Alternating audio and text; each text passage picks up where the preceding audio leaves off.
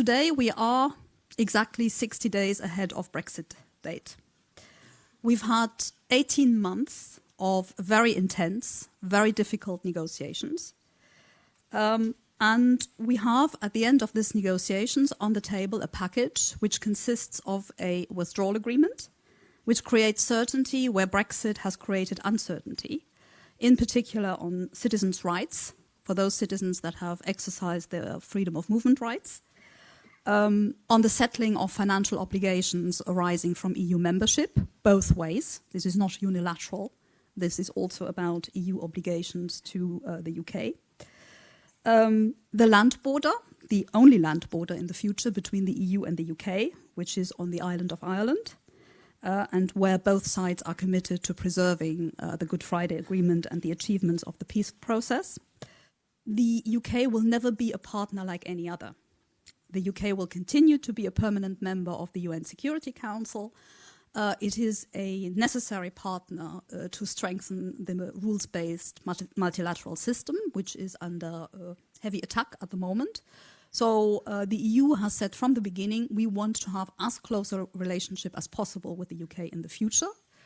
But the limits to that ambition depend on how close the UK wants to be involved with the EU and what is the balance of rights and obligations it is willing to accept. So that is the package that we have negotiated with the UK. It was endorsed by 27 heads of state and government and jointly endorsed with Prime Minister May after she had gotten the agreement of her cabinet. That's what happened on the 25th of November. And since then, it's been downhill.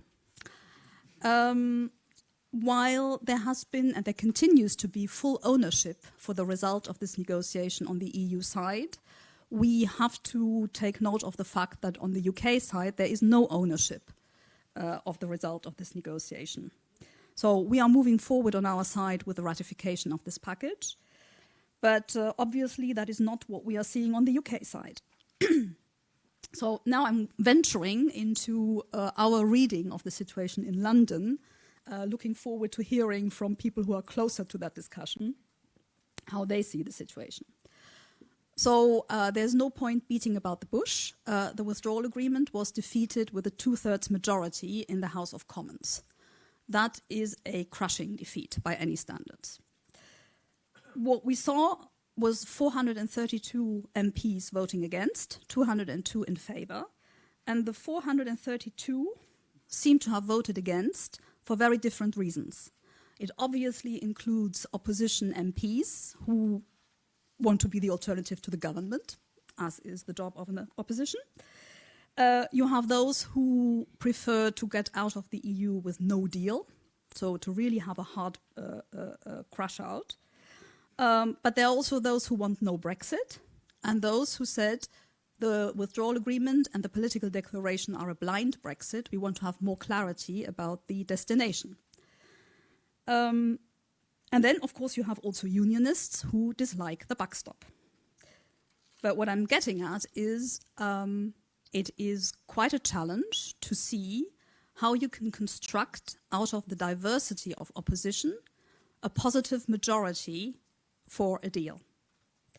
And that is now the task of the UK government and of the House of Commons. And we have to give them the time to do that, even though we have to recognize that time is limited because we are on an automatic course towards Brexit, with or without a deal, on the 29th of March, so in 60 days. And we need to have a majority which does not just get the withdrawal agreement over the hurdle of the meaningful vote by a narrow margin, but we need to have a stable majority which is there to ensure the ratification, but also all the internal legislation that the UK will have to do. So that is quite a big challenge. And the negotiation on this is in London. There's no negotiation between the EU and the UK. That negotiation is finished. We are not going to reopen the withdrawal agreement. That has been said time and again by leaders. I'm not giving you any news here. And the result of the negotiation that is there has been very much shaped by the UK negotiators, much more than they actually get credit for. For me, this is a bit like snatching defeat from the jaws of victory. Because if you look notably at one of the most contested elements of the withdrawal agreement, the famous backstop, the design was very much shaped by the UK. You can do a simple comparison yourself. Look at what the Commission, the EU, had proposed in the beginning of 2018, and look at what is in the withdrawal agreement. And you will see the influence of the UK on the design of the backstop. In particular, and the most contested element inside the EU, we have now a UK-wide customs union as part of the backstop. That was the explicit demand of the UK. And when we got to that point, we were reassured that this is not only a necessary but a sufficient condition for the ratification of the withdrawal agreement. There are now ideas floating around again, and it does feel like Groundhog Day, about a time limit to the backstop or a unilateral exit clause from the backstop. Let me just reassure you, none of this is new. All of this has been extensively discussed at the negotiating table amongst the 27, no later than the European Council in December, where all 27 heads of state and government and the leaders of the EU institutions were unanimous that a time limit to the backstop defeats the purpose of the backstop. Because it would mean that once the backstop would expire, you stand there without any solution for this border issue, which is much more important than just trading goods, which is about people living on this border, trading, living, studying, working, having their family life across this border as if it didn't exist. And we cannot afford to have a situation where we do not have a result to this challenge. Where we do have margin is on the political declaration. And here I'd be interested to hear from our UK observers. Our impression from here is that the discussion in London at the moment is much more about the future of the country and the future of the EU-UK relationship than it is just about the content of the withdrawal agreement. In fact, a lot of the discussion is uninhibited by any knowledge of what is actually in the withdrawal agreement.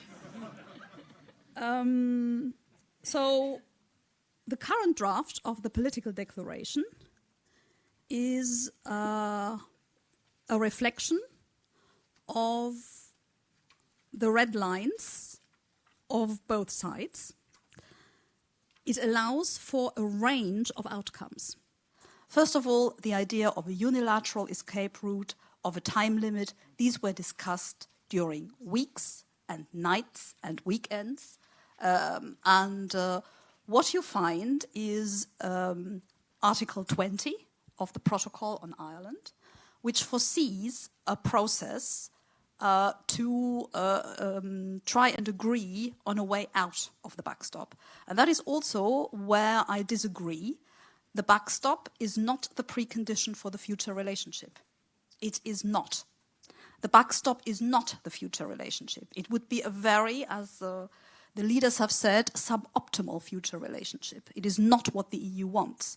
It is, however, the only operational way we have found to preserve the benefits, the realizations of the Good Friday Agreement. There are ways out of it. And Tony referred to the famous paragraph 49 of the joint report of December 2017, Solutions A, B, and C, where indeed one of the ways out is the future relationship. But as the Commission said in its communication of December 2017 accompanying the joint report, it is difficult to see how the future relationship can take care of the Irish border issue, given that the UK has not only decided to leave the EU, but also the single market and the customs union. And there is no way around the fact that between two different customs territories, two different regulatory spaces, two different legal systems, you do have checks and controls. Solution B was dubbed maximum facilitation, alias MaxFac, artificial intelligence on the border, etc. We said, well, you know, we are willing to use all facilitative arrangements, etc., that exist, but technological solutions are not enough to do away with the border. We looked at every border on this earth, every border that the EU has with a third country. There is simply no way that you can do away with checks and controls. But what we did say is, well, we should not prevent ourselves from getting more intelligent collectively. And we've always said, we are not wedded to our backstop. When we proposed it, we said, we find we have a duty to translate our joint commitment of the joint report into a legally operative text, but we are open to any alternative suggestions from the UK. The problem is there weren't any. The only proposal that came was a temporary customs arrangement in June 2017, which then found its way to a certain extent into the all-UK customs union part of the backstop. So that was a British proposal. By the way, it was also the Brits who introduced into the discussion the notion of a temporary nature of the backstop without a time limit, because that's exactly what the temporary customs arrangement did. It's an unless and until provision. It's not time limited, but it is event limited. And then we said, we are open to alternative arrangements. So if you look at the text now of the withdrawal agreement, of the backstop, you see that one of the ways out is alternative arrangements, because we have the shared ambition to put the border solution on a permanent basis with alternative arrangements. So the problem with the Brady Amendment is it doesn't spell out what alternative arrangements are. We haven't found them, and the UK negotiators have not been able to explain to us. And that's no criticism of them, because they don't exist. So I think we've collectively done our best, but let's be very clear, the backstop is not a prerequisite for the future relationship. The way we see it is we have the transitional period up until the maximum of end of 2022. And during that time, we will see what is the future relationship between the EU and the UK, and what are additional facilitative measures we will need on the Northern Ireland border in order to do away with a hard border there, to avoid a hard border there. That is what we need to look at. So obviously, if you build, depending on what the future relationship is, the solution for the Irish border will look different. But on the basis of the current red lines of the UK, we cannot see that it is the future relationship on its own that would take care of the border. Hence, the talk about, both in the political declaration and the withdrawal agreement, of a subsequent agreement. And as confirmed in the letter by Presidents Juncker and Tusk, these alternative arrangements do not have to replicate the backstop in part or in full. So we are fully open to finding different ways out during the transitional period.